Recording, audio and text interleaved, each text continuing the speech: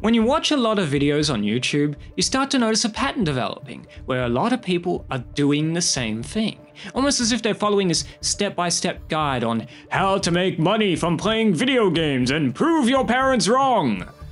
The first thing you notice is an intro sequence that reminds the viewer what channel they clicked on.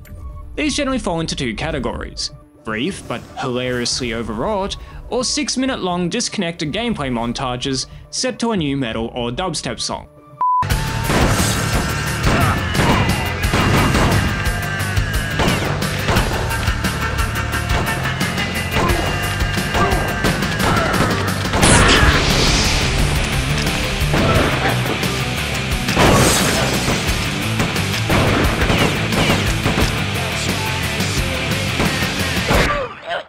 This is followed by an introductory paragraph, usually either spoken directly to camera in front of a shelf full of game boxes, or narrated over random gameplay footage from later in the video.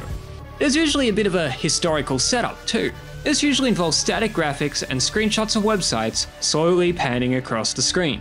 Occasionally, it even involves camera footage of an actual boxed copy of the game being opened up and fiddled with, so as to prove that the YouTuber is a fine, upstanding citizen that didn't just download a copy of the game off the Internet Archive to play in an emulator, since that's easy to capture footage from.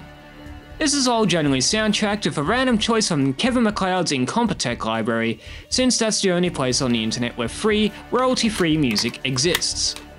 Next up is usually a bit of exposition over the top of gameplay clips of the game's intro and early cutscenes.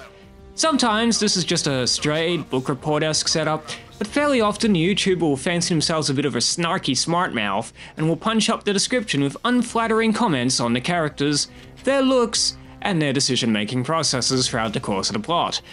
If there's any voice acting, this is typically where it'll be commented upon before being promptly ignored for the rest of the video.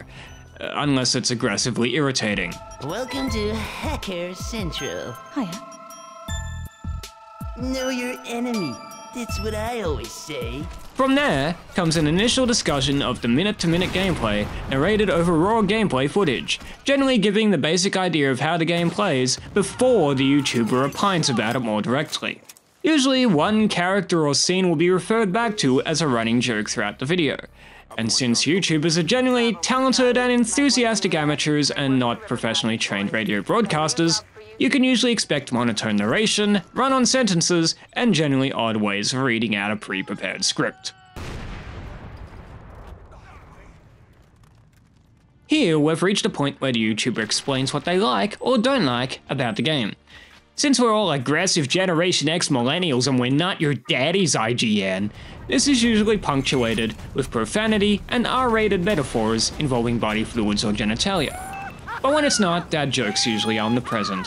When the bits the YouTuber liked are being discussed, it's usually backed by footage of them being good at the game, while the bits they don't like are usually backed by footage of them failing repeatedly, as well as, if there are any, amusing visual bugs. That running joke from earlier usually gets a brief cameo at some point too.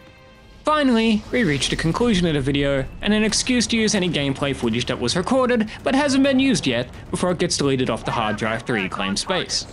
This is usually a reiteration of the points from before in a form that should be concise, but usually isn't.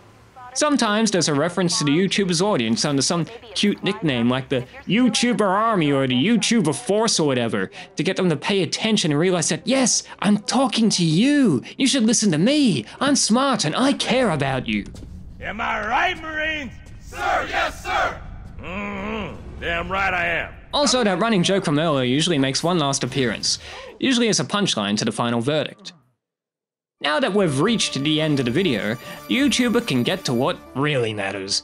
Begging for likes and subscribes, and asking people to buy into the latest YouTuber funding bubble, whether that be advertising, referral links, subscription-based donations, etc, that'll likely pop within a year or so of the video going up.